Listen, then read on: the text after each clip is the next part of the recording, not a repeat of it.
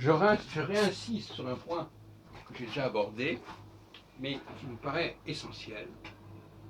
La crise de la verticalité génère la crise de l'horizontalité. C'est-à-dire, la crise de l'horizontalité, c'est, au fond, c'est préférer faire appel à un élément extérieur, préférer emprunter, plutôt que de reconnaître l'ordre, la hiérarchie sociale d'un groupe, d'une société.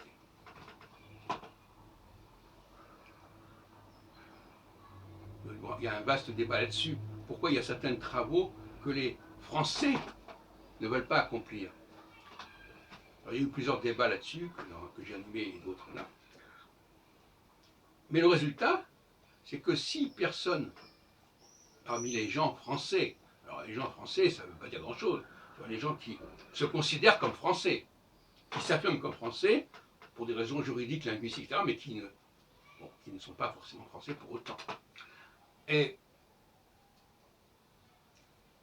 alors eux, ils ne veulent pas assumer la position sociale de leurs parents, parce que là je parle de la deuxième, troisième génération, dans tous les domaines d'ailleurs, c'est vrai, on est tous de la deuxième, troisième génération, un homme, une femme, et la deuxième, troisième génération, des femmes des début du siècle, c'est-à-dire du XXe siècle, quatrième génération.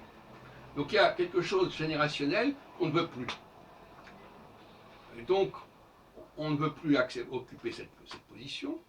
Et donc, il faut bien faire appel à des éléments extérieurs qui n'ont pas les mêmes préjugés, qui n'ont pas les mêmes tabous.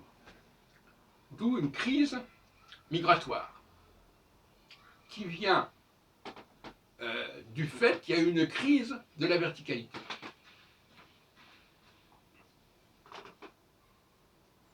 Donc, pour résoudre, alors, crise migratoire, horizontalité, qui passe aussi par l'appel de la machine. Le recours aux machines, les machines, ce n'est pas humain, la machine, même si elle ne fabriquée pas. Ce n'est pas humain, c'est quelque chose qui nous est étranger, la machine. Donc, à partir du moment où on est dans le refus de la verticalité, on fait appel à un élément étranger. On ne communique pas avec une machine comme avec un être humain, on est d'accord là-dessus. Bon. Donc, c'est quelque chose qui fonctionne autrement. Donc, c'est alors, c'est intéressant parce que le coronavirus, c'est aussi cette question de l'étranger. On va dire c'est un signal d'alarme peut-être, mais ça veut dire ça aussi. Donc,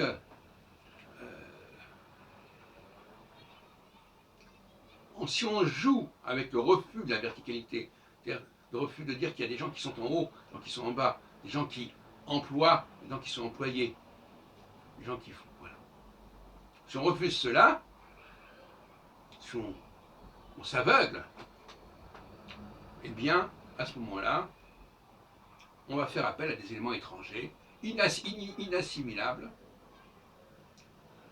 et en plus, qui, à un moment ou à un autre, en deuxième, troisième génération, vont refuser de jouer ce rôle d'être en bas de l'échelle. Mais qui, en même temps, resteront étrangers. Donc c'est une situation presque ingérable, double contrainte.